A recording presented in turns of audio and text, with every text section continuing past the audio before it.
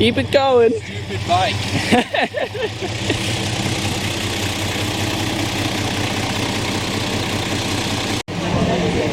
1 scoop of banana. 1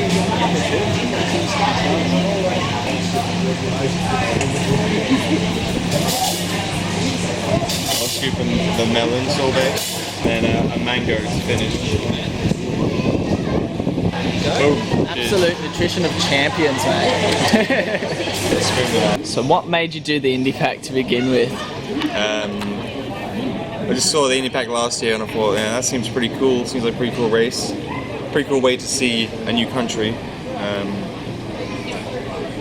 That's about it. I just wanted to test my endurance in a race situation. So I never really race. So do you do? Yeah. Have you done? So you haven't done one of these kind of things before, then? No, I've done like bike touring. Yeah. I've done some 24-hour time trials in Everesting. Wow. Yeah, that's so it's kind of like, this is kind of like a blend of the two. It's like crazy efforts and your bike touring. Yeah. How did you train for it, really? Did you train? Take that as a no. I'd say the training for the race was probably the first week of the race. Because like I was in London, like, and it was winter. Yeah. And well, first of all, because to get into the race you had to like get a place. Yeah. And first of all, I didn't get a place, so I was on the wait list for like the whole of December. And December was where I was planning to like do some training, like do like a bike tour in the US in the desert or something. Yeah. And yeah, I never got a place, so I never did that trip. Yeah. I was like, you know, I was really defeated about it.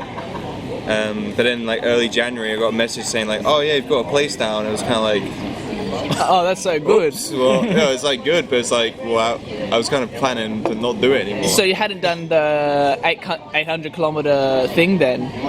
No, because I'd already done bike touring and stuff. Oh, okay. So that counted. So you already qualified for that, basically. But yeah, so now I was basically like, well, crap, now I need to start training. There's only like a month or two to go. But instead of training, I was like panicking about what do I need to take. So I was just researching like, you know, what tools am I going to need, like what bags am I going to need, how am I going to pack it. So I basically did barely any riding. I spent most of my time just researching that sort of stuff. So yeah, barely trained. When I got to Australia 3 weeks before, and I did Melbourne to Adelaide in one hit, 800k, 820k. That was like my like baptism of fire of like, if I can do this, then I can probably do Indie Pack. So, have you done all your bike touring on single speeds before? No, I've done some smaller tours on fixed gear back when I didn't even have a road bike, like 7, 8 years ago. But no fixed gear tours since then. Wow. But I've done a 24-hour time trial on a fixed gear, 555k. That's pretty good. That's my PB. Wow. And, so you didn't break that in the Indie Pack then? No, I don't think so. And I've done Everesting on a fixed gear. Shit. I think I'm the only person. Yeah. Only person crazy enough to do it. What gear ratio were you running for the Everesting? 42-23. So it's still pretty. Still big. Still pretty big. It's like the smallest you can. It's the smallest you can feasibly go with like normal track cranks and and like without getting specialist stuff made. Yeah. What was the hardest part about the Indie Pack?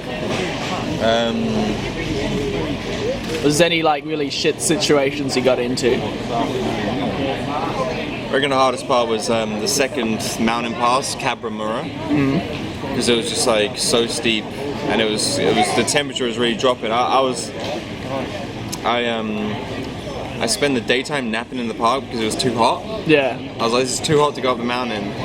So I slept, waited until evening, and then started going up, and I started realizing now it's too cold. And it was super steep. I was super tired. So I'm going up on the fixed gear, 41-23 gear in. Yeah. And I'm just like nipping little bits away and then having breaks. But like every time I'm having breaks, I'm cooling down again. Yeah. And it was like, the elevation, I think the highest elevation was like 1,600 something. Far out. I mean, it's not that high compared to like Europe or whatever. Yeah. But the temperature did drop off, so I was just like cold and exhausted and like hoping for this mountain pass to be over. And eventually, I found this. There was like a cabin, like shack for like shelter. Yeah. And I just popped in there, and there was another indie packer in there sleeping. So we shivered away for the night in there. Yeah. Just because well, it's kind of like, well, I ride Fixie all the time at home, and I thought Indie Pack would be the best race for a fixed gear because the Trans Am's way too mountainous, and the TCR Transcontinental goes through the Alps. I'm just thinking, nah. And this one like has huge flat desert sections, and I was thinking maybe a fixed gear would actually be like competitive. Yeah. And I also had part of me was like, I'm pretty sure I'm not gonna win. Yeah. So I'd rather do something different and like special and epic. Yeah. And have an excuse I didn't win. You were the first fixed gear, weren't you? No, man. This is the thing. There was another dude. I was kind of happy and kind of sad. I was like, it'd be cool if I was the only fixed gear, because then it'd be like, well, look at this crazy guy. But it's also cool that Pavel was the other fixed gear guy who showed up on a fixed gear, because then there was actually like a race within a race. Yeah. There wasn't just the overall race, there was a fixed gear race. So I think the dog watchers enjoyed seeing that. Yeah, certainly. But he beat me by like a day and a half. Oh shit! But he's previously done the Transcontinental, so he's got that experience. I didn't have the same experience, but now, maybe in the next race we'll see. We'll see who comes out on top. Yeah, he might be. I think he's gonna be racing the Transcontinental next year. So I think I'll want to be doing that as well. Yeah. So you're gonna do these again? Oh yeah. Run these again. Oh yeah. Is there anything like this in Europe then? Yeah, there's the Transcontinental. Which is, of course. Across, yeah. It's more of a it's cool. It's more of a like free flowing checkpoint race. So you can make your own routes between the checkpoints. Oh, right. Okay. Yeah. So that makes it a bit more interesting. It's got that interesting. element of like local knowledge, like the weather. Do you want to do hills or longer route, like stuff like that? Yeah. Do your family think you're crazy? Yeah, definitely. My dad was messaging me the whole time, like telling me about all the things coming up. Like, oh, there's a big climb coming up. I'm like, don't tell me. Don't tell me that. Don't tell me. My mum's just been like liking all my posts on Instagram and stuff. Yeah. It's very funny, man. Just all the notifications are just from her. Yeah, I think they think I'm pretty crazy, I guess. Yeah. I'm sure they like it. So you do you do road racing then as well? No, I don't do any proper racing. Like, it just didn't really appeal to me. Proper racing, Indie Pack's a pretty proper race. Yeah, but I mean, it's like you're out there solo. It's a bit different than like riding in a bunch. It's just too stressful for me. Like, they're like weightlifting gloves. Weightlifting gloves. I didn't race with these. You didn't race? I raced with. I got some like. I did Melbourne to Adelaide with these, and I realised they weren't padded enough. My hands were hurting, so I got some like really thick gel padded ones for the race. Nice. But I binned them as soon as I got to Sydney because they were like stinking. These ones haven't been too bad. I think my hands have been broken in. Yeah. I think I'm gonna get ergo grips for the next whatever I do next. Like those ones which have more of a flat section. Yeah. Just because these are double wrapped with tape, but it still wasn't enough. So Is it just grip tape? Yeah. What did you do to stay comfortable as you're going along, since you're doing such big days? Is it just no way to stay comfortable, or what? Just like slamming the chamois cream, just like so much chamois cream that like it's just like ridiculous. So you're just slipping and slide. I don't know. I feel like the pain. You're gonna have pain no matter what, and you just get used to it. Yeah. So you get used to the pain, and then the next day something else will hurt, and you'll be like, well, surely the other thing still hurts, and it probably does, but your mind's just moving to other things. Yeah. I don't know. You just start riding and it just gets better. Hopefully. So you're going to do Indie Pack next year then? You reckon, or no comment yet? Like, oh man, that's just that desert. Like, how did you deal with that going across the Nullarbor and through the large desert section there?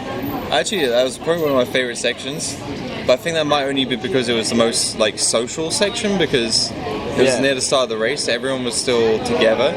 Yeah. So all the servos, everyone would bunch up, and like you'd see people come in, you'd see people leave, and you'd be able to talk to people. And it was kind of a bit more, sociable.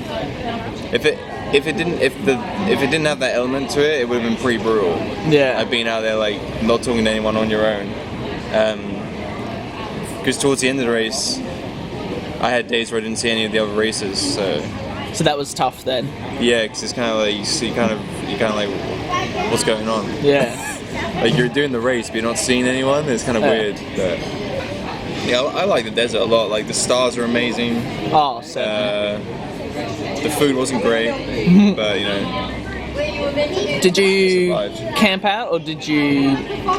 Yeah, like I just like roll out the bivvy and like sleep on the side of the roads, and then like every 3 or 4 days get a motel just to recharge, because I was using battery packs, not a dynamo. Yeah. So I had to get a main socket every now and again. Yeah. I mean, I've only done like another 2,500, 3,000 Ks. So. You just said only after 2,500 kilometers. Yeah, I mean, well, like my perspective of a big ride has like shifted. I'm like I think it's because this country's so big. Like if I was doing these rides in England, you'd like run out of space within like a day or two. You'd be like, okay, I've done the whole country. Yeah. So I think the scale of this country like kind of helps with the big rides, because it's a huge ride, but you feel like you haven't done much, so it doesn't feel as big.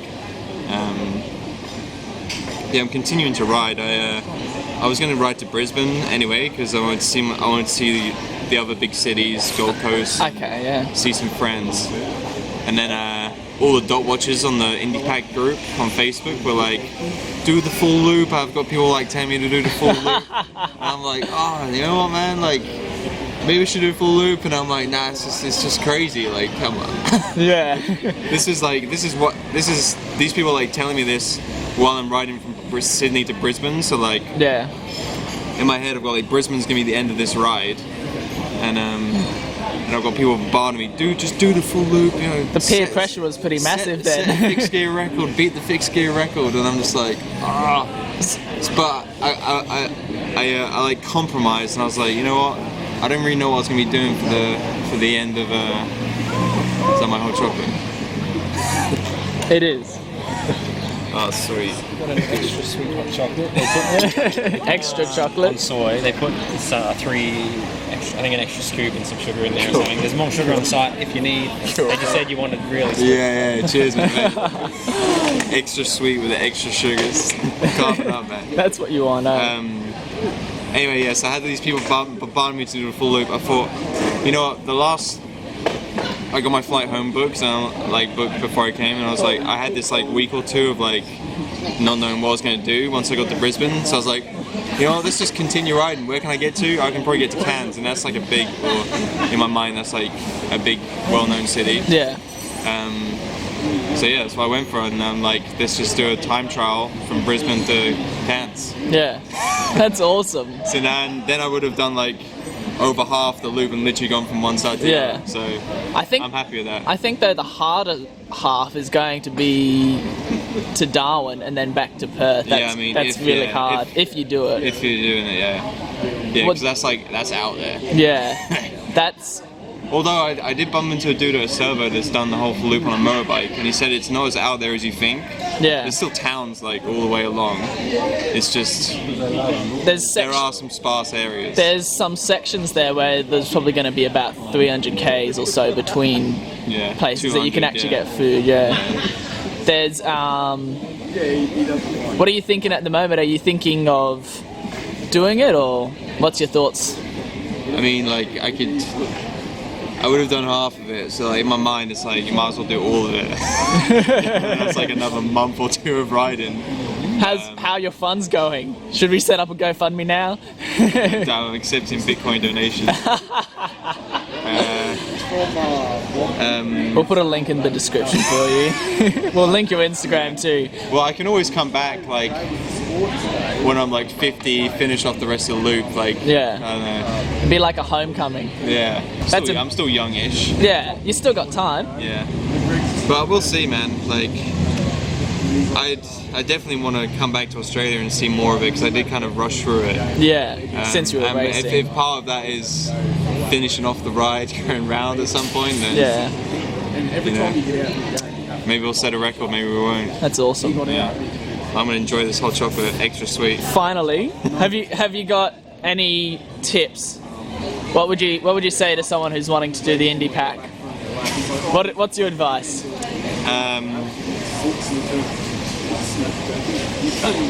Just, it's all in the head, man. It's all in the head. Yeah. It's all in the head. Your body will be telling you like, I can't do this, but yeah, your body actually can. But your mind, maybe your mind is reading the signals from your body and telling you can't do it, but you can. You can like go to crazy limits. Yeah. You can go to crazy limits.